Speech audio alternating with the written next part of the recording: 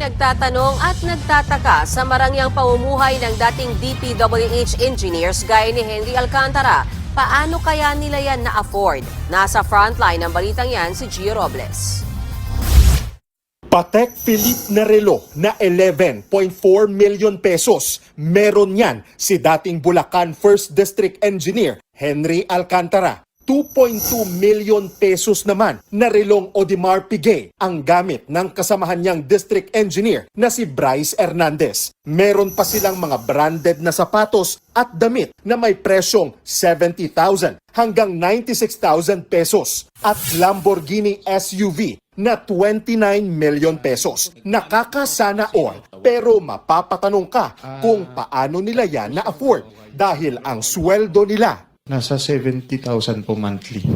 So kung may sweldo kang 70,000 naman, paano ka nakabili ng 30 million na sasakyan? Nag-share lang po yung asawa ko at saka ako. Taong 1994, nagsimula bilang laborer sa DPWH si Alcantara na tubong Bukawi at nagtapos sa University of Santo Tomas. Matapos ang 3 dekada, ilang beses siyang na-promote hanggang maging district engineer at OIC Assistant Regional Director ng DPWH Calabarzon.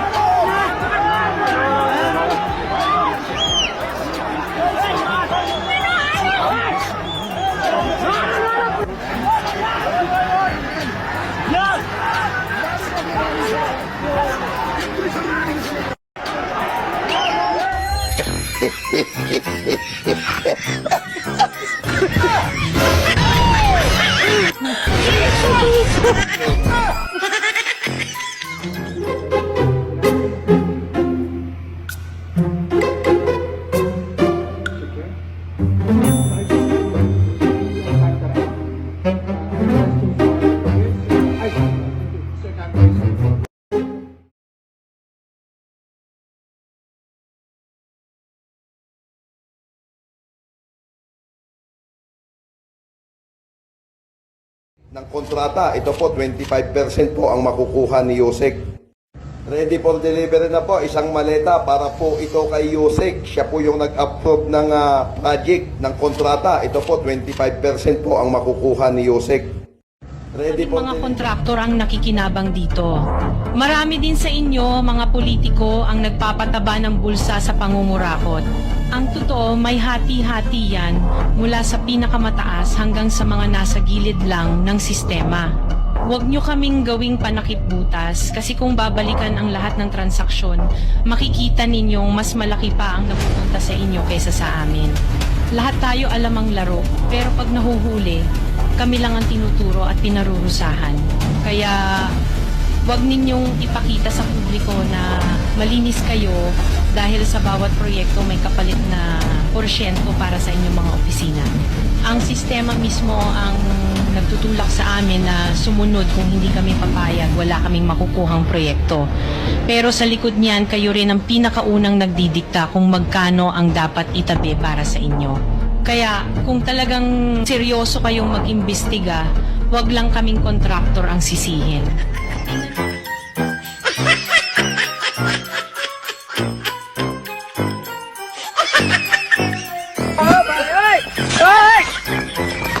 Yun.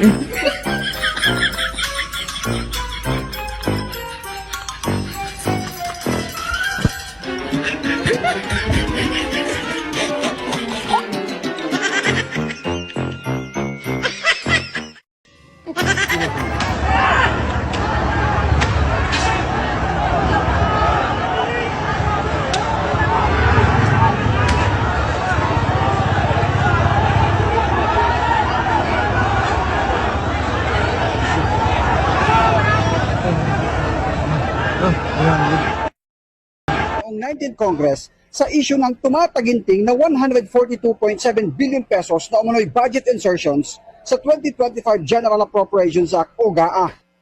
Sa video na nakuha ng Politico.com mula sa security footage ng Batasang Pambansa, makikita si SP Cheese sa North Wing Hallway papasok sa tanggapan ni House Speaker Martin Romualdez. Naka-rubber shoes siya, maong pants at printed shirt. Ang oras, pasado 2:00 ng hapon. Ang petsa, November 30, Bonifacio Day, holiday. Nasundan ito ng isa pang pagbisita sa House. Ang unang pagbisita nangyari 2 araw matapos simulan ang Bicameral Conference Committee para sa GAA. Wala pang Senate President sa kasaysayan ang bumisita sa House sa kasagsagan ng BICAM deliberations ng national budget. Bilis sa'yo na agad ah! Hindi, kanina pa hiningi eh. Kano? Kano? 121,000. 121,000! Ano? Ano ba kinain natin? Baka mali, baka kulang yan. Baka kulang eh. Teka, baka kulang yung dala kong pera. Teka. Oh.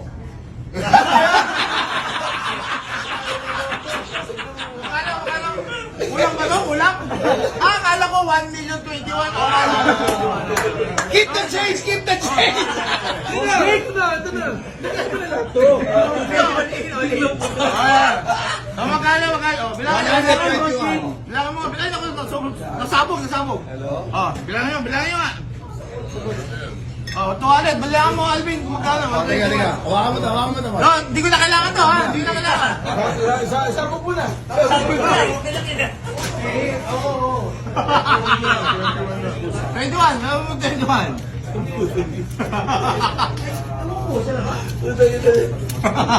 Dismiss kasi yung kaso. Ba't ba pinadismiss ko lang ang kaso? Dapat isa-isa. O yan, sakto na. Ilan ang tip mo? Ilang counts ba yung Bigyan mo 20 mil. 20 mil. O 20 mil ang tip. O 20 mil ang tip. isa-isa mo kung saan. 'Yung project ang nagawa nyo na nagpabago ng buhay. Nag-DPWH kami. Ayan, okay. Paano yan? Paano kayo nakapasok doon? Bali, nakapasok kami doon, nagbid lang at saka nagkaroon ng opportunity at ginandahan lang namin po ang gawa namin. Meanwhile,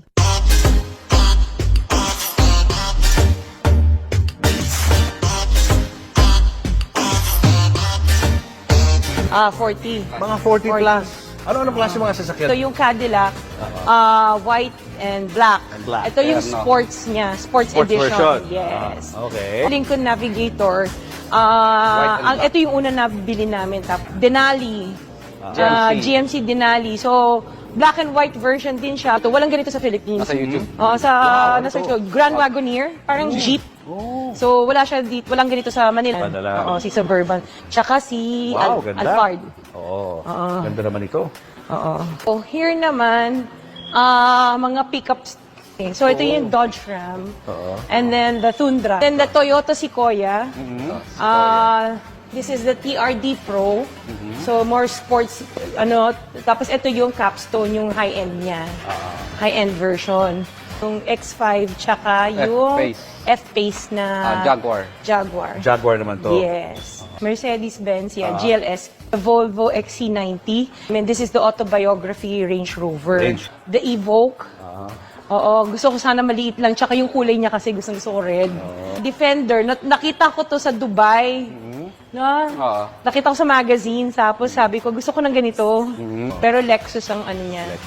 And of course, yung LC2. Artista van. Kung tawagin. So, GMC siya. Dumating tong Ford Bronco. Benz GLE. Tapos ito yung X7. Nung lumabas siya, bumili kami kaagad. Oo. Artista ba na naman? Hindi ba siya malakas sa gas, yung mga sasakyan ninyo? Hindi naman. Hindi naman. Mga lalaki eh, di ba? Hindi na namin maramdaman kasi paiba-iba nga ng sasakyan kaya hindi mo. Ito naman, this is Porsche. the Porsche, yes, Cayenne. Have the Maserati. Maserati. This is the G63. This is na Avantgarde. Look at this. Ito yung Ganda. Bentley. Itong binili ko to kasi kaya nagustuhan ko to. May wine glass din sa loob.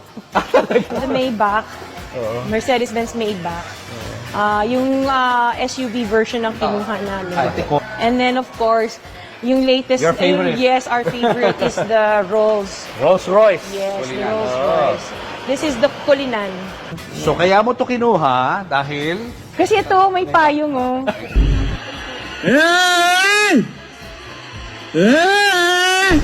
Anong malaking project ang nagawa nyo na nagpabago ng buhay?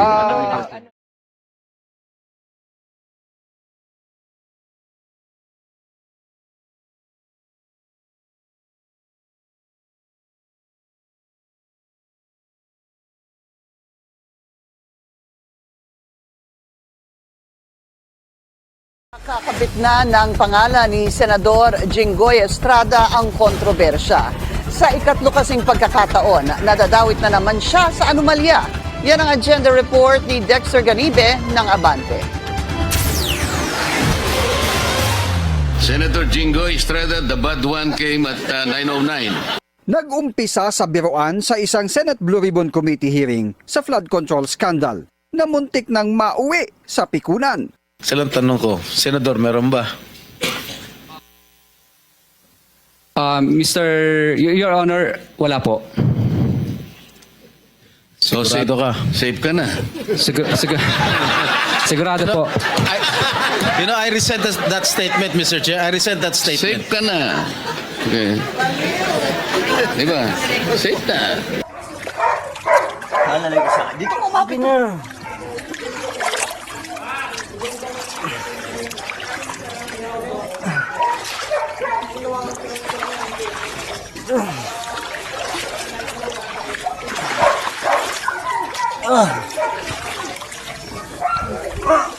JR, buti na lang ahon.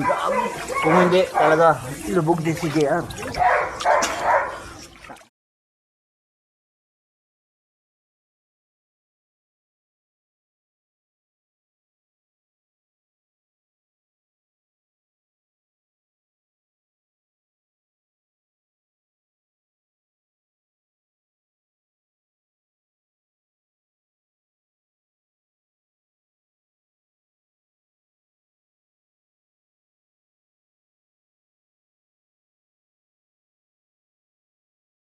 Guys, at pinasok na kami ng napakaraming maliliit na isda.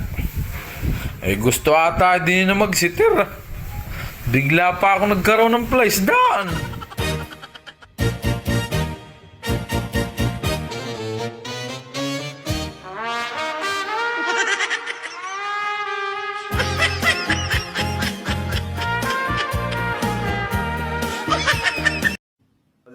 At magdi-deliver na naman po tayo ng limpak-limpak na salapi. Inilalagay po natin sa bag. Ito po ay para kay Boss Salde. Ayan, ito po yung huling porsyento niya sa ginawa naming dike dito sa North.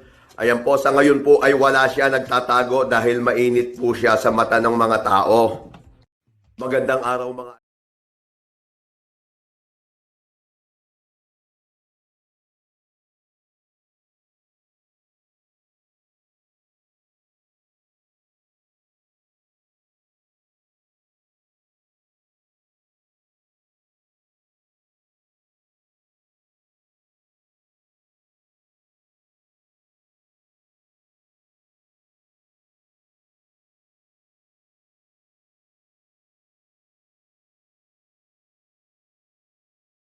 Naaprobahan ng BICAM ang national budget noong December 11, 2024. At sa pag-aaral ng Politico.com, pangalawa ang lalawigan ng Sorsogon na home province ni Escudero sa nakakuha ng pangalawang pinakamalaking budget para sa mga proyektong pang-infrastruktura kasama ang flood control projects.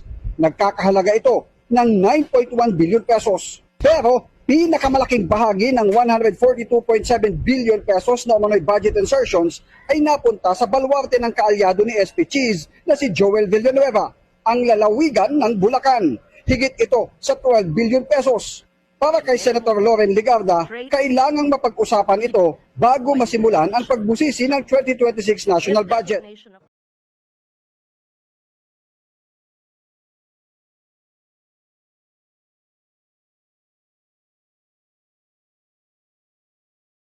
Kotse ni Enteng, oh. Yung motor, oo. Hindi, mahina naman. Muna yung nanay. Kasi yung ano niya, naka-abalandra sa gitna, nakalutang, basta nakalutang, kagad tanaw rito, Bray. Na malayo. Hindi mo nakalutang din sa ano. Motor po yung inanod. Sige, Bray. Yung kotse ni Lester, sa dulo. Alam mo, pag gano'n malakas na. Taas talaga, may video ha. May video, gagis mo. Sabihin mo, nagla-live ako. Video ka, nagla-live sa atin din mo, panoorin mo. Tawag ako ng ano,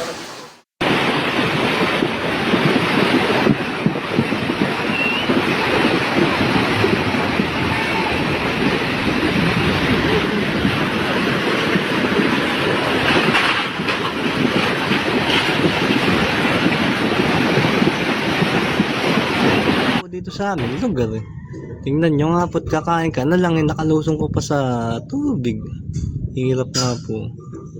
Abe, kalsada nga po yung nilalakaran nila na yun eh. Eri nga po yung kontador ng kuryente na ay malapit ng malubog. Abe, hanggang leg na nga po dito sa aming lugar eh. Tingnan nyo nga po't kakain ka na lang eh, nakalusong ko pa sa tubig. Hirap nga po. Abe, kalsada nga po yung nilalakaran nila na yun eh. Eri nga po yung kontador ng kuryente na ay malapit ng malubog. Abe, hanggang leg na nga po dito sa aming lugar.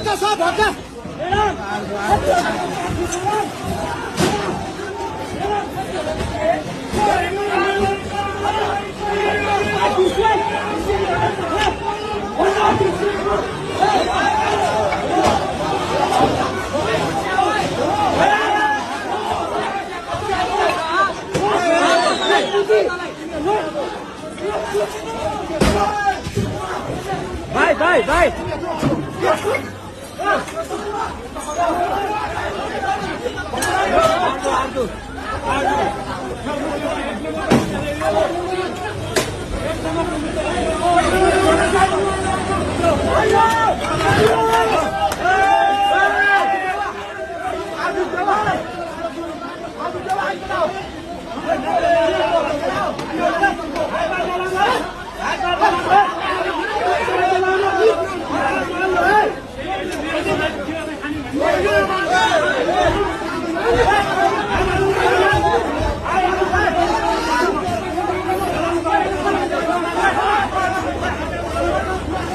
Kaya na,